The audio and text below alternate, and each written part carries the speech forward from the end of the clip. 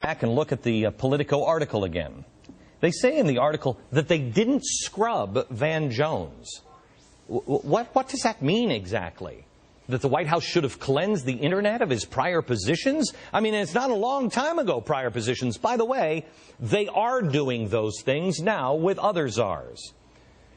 The media didn't report any of this stuff.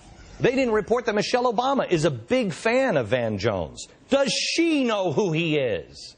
More importantly, if you look at the non-answer given by the White House press secretary, Robert Gibbs, what is it that the White House believes or endorses here? What Van Jones decided was that the agenda of this president was bigger than any one individual. The president thanks Van Jones for his service in the first 8 months and helping to coordinate renewable energy jobs that are going to lay the foundation for our future economic growth. But did the president want him to go? Well, the president and the CEQ accepted his resignation because Van Jones, as he says in his statement, understood that he was going to get in the way of the president and ultimately this country moving forward on something as important as creating jobs in a clean energy economy. Okay. America, I've never treated you like an imbecile. There's a lot of television out there, and I watch it, and you do too. And they they've got to do all kinds of things, and they talk down to you. I'm not going to talk down to you. I don't care if I have nobody watching. They can fire me. That's okay. By treating you as an intelligent human being, we've made an awful lot of progress together. You should see the ratings on this program. I mean, ratings that bore the snot out of Charlie Rose. You're an intelligent group of people, this audience. The reason why this is important, and I say it's not about Van Jones, but it's about the president, is because the president's about to give a speech on health care. Now, he said an awful lot of things. In fact, he said an awful lot of these things, and then on the other hand, he said an awful lot of these things. Should we trust that anything that comes out of this White House or this Congress should be passed in any form whatsoever? Because we don't really know who these people are. What Gibbs just said is a far cry from rejecting the beliefs, even answering the question, does the president believe in communism? I know that sounds crazy, but then again, Michael Moore says capitalism is evil. We've got what's his face, the filmmaker, down Oliver Stone with Chavez, fist bumping. What?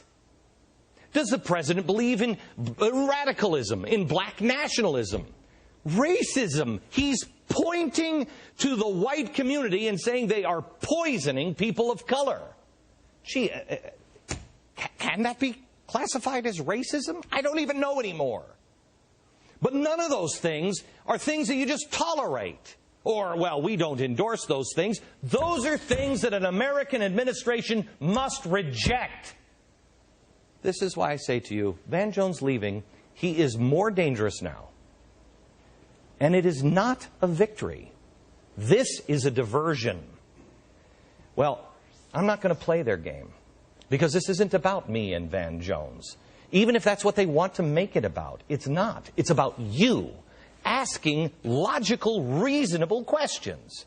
This is about taking Obama at his word. You judge me by the people I surround myself with. You judge him by the people he surrounds himself with. Would you want Van Jones anywhere near American policy? A man who says, listen to this because this is new video. A man who says things like this. Human rights has no borders. Wherever there are human beings, it's important for human rights activists to show support and to show solidarity. And what we want to see at this point is the rights of the Palestinian people being respected. And at this point, the end of the occupation, the right of return for Palestinian people, these are the critical dividing line, global dividing line questions of human rights. We have to be here. It's a guy who has talked about American imperialism. Does this say anything about Obama's policies? I don't know. Well, let me ask you this. It's not just what he just said there, because some people say, well, that's totally reasonable. Where did that audio come from? Let me play the beginning of this audio. This is Mumia Abu Jamal, voice of the voiceless, and you're listening to War Times, reports from the opposition, presented by Freedom Fighter Music and Hard Knock Radio. That is the voice of communist Mumia Abu-Jamal. He's on the phone because he's in prison. Why is he in prison? For the execution-style murder of a police officer. Is it a smear campaign to notice that Van Jones associated himself with the effort to free a communist cop killer? But the problem is there are more radicals surrounding this president, surrounding him. You must remain focused. You're fighting for the Constitution. And gang, we're not even at the beginning of round one. As I told you, this fight is not going to be fought with guns. This fight is going to be fought with the truth, questions and answers. If you have the truth on your side, who can stand against it? I didn't ask for Van Jones to resign. If Americans want the version of America that Van Jones sees, well, that's fine, but we need to have a discussion. It can't be done under the cover of darkness. There needs to be questions and answers, Mr. President, without publicly rejecting Van Jones. Do you now expect America to believe that he has no influence or access to you or your partners? Oh, sure, there'll be a buffer zone around you. Van Jones is a community organizer of the worst kind. What have we learned about community organizations like Acorn lately? A year ago, nobody knew really what a community organization was. Well, now we've gotten a pretty good look at what some of these organizations like Acorn do. What we found is that Acorn is a terrible organization. They have been described as criminal organizations. Are they? I don't know. Congress won't look into it. The media won't look into it. Now comes Van Jones, building an army of community organizers, the disenfranchised, the communists, the anarchists, the prisoners. Worst of the worst, attracted to Van Jones. Where does Van Jones go now? Is he just going to be selling clothes at JCPenney? Will he be filling up Slurpees at 7-Eleven? I don't know. I don't think so. But let me go back to that tape. You heard the voice of a man who introduced him, Mumia Abu-Jamal. He murdered a police officer, with some witnesses claiming he murdered Daniel Faulkner execution style. With the influence of Van Jones and people who think like Van Jones, does that have any bearing on the Cambridge police incident, where Obama concedes he didn't have all of the facts, but he makes the statement that presupposes that the police were wrong? How could you do that? Does somebody like Van Jones, who's on cop watch, does that affect the president? I don't know, because we haven't had any answers from the president. This president, like Van Jones, didn't reject, just merely commented that he didn't endorse those views.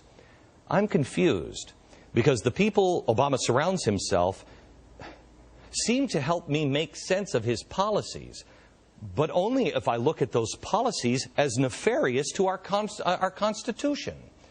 The people that the radical left have been embracing should shock 95% of Americans, should shock the Democrats. The Michael Moore movie is coming out. He calls capitalism evil. Democrats, is that how you feel about our system? That capitalism is evil? One of the books that Michael Moore just told an interviewer he is recently reading is a book that I've been warning you about for months. It is called The Coming Insurrection. This is a radical communist how-to manual that talks specifically, destroy the family. Let me go back to the beginning where I shared the good news. It wasn't me that did this, it was you. And here's why that's even better news than what you thought.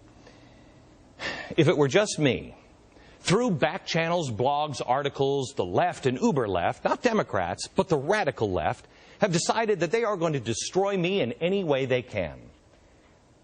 I don't relish that thought, but I am okay with it. I'm a recovering alcoholic. I spent most of my time lying to myself. I'm fine. I found happiness. I've done some pretty bad things in my life. I've owned up to them. You should read some of my books or watch my videos. You want stuff on me? You just read my books. I talked about it. I fired a guy who brought me the wrong pen once.